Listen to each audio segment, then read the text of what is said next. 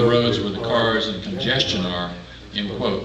If that's the case, please explain why in the city of Charlotte and Mecklenburg County, 63% of the transportation dollars, according to the John Locke Foundation study, are now going to mass transit and buses, other mass transit systems, which apparently serve only 3% of the commuters. The Locke Foundation is dead wrong on their statistics, and that's why 70% of the voters in my area disagreed with their report. And not only once, but they've done it twice now in voter referendums. I could spend a lot of time on those statistics, but they forgot to include our outer beltway, which is yet completed. We're the largest city in the United States of America without an outer beltway. And there's now almost every outer beltway in the state of North Carolina has been delayed for another 14 or 15 years, and that means in state that probably you need to add another 5 years to that. The state road system has been a disaster. We used to be known as the good road state. We're not known as that anymore. And one of the reasons is we've politicized the State Department of Transportation, which our DOT board is based upon who gives the largest donations to the political candidates. That's the last criteria, or in fact, that shouldn't be a criteria at all. The criteria should be based upon qualifications. Our equity formula is a joke. The word equity is a political term. It's almost like a George Orwell term from 1984. There is no equity because right now in determining where roads are, we don't base the number of cars, we don't base the environment, we don't base congestion, and we don't base safety in how we distribute road money throughout the state of North Carolina. One big factor is politics, and that is wrong, and that's wasteful to the taxpayers too. Okay, thank you, Mayor. Y'all are welcome to respond. That was quite candidate specific, but to your thoughts on transit funding, urban rural issues, and so forth. Judge Orr. Road congestion is obviously an enormous problem for the larger metropolitan urban areas. But I think we all know, if you've traveled from Hendersonville to Asheville on I-26, exactly the kind of problems that we see here in western North Carolina. And the kind of delays that have taken place with the I-26 connector that not only have caused the improvements not to be made, but the cost of doing these improvements have increased dramatically.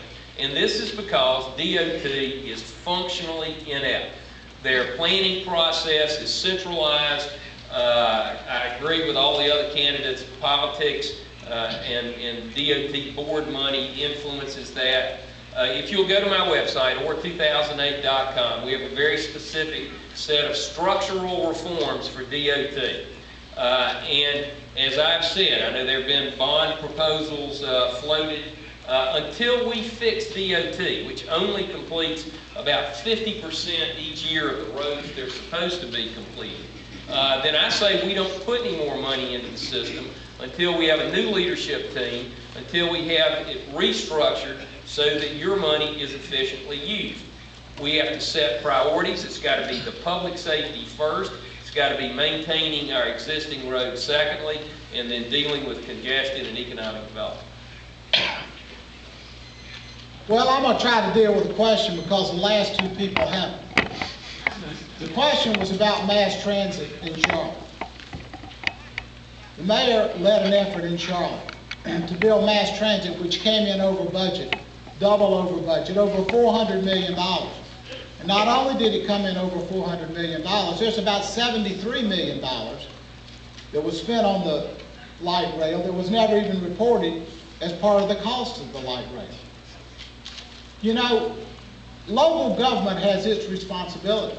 You can't build all the bells and whistles. You can't build arenas. You can't build light rail and not use your money to make the fundamental decisions to provide what's needed, like jails, roads, other things that local government does need to pay for. Counties build jails. States build prisons. The state also distributes money to build roads. It's not an effective department now. If the question's about the Department of Transportation, I'll talk about that, but the question here is about light rail. And the money that's been spent on that, and are the people getting their dollars worth and then complaining about what the state's doing and what the state's not doing. You know, there is local responsibility in our system of government. And the states needs to meet its responsibility, and the local governments, whether it be counties or cities, need to meet their responsibility. Thank you. Mayor McCrory, since it's fresh, you got popped there, 30 seconds to respond to your spending on transit. I love it when someone from state government lectures me on how to spend money. It's just amazing. First of all, the extra money that he mentioned for our transit program was in voter-approved bonds to improve the corridor, water and sewer.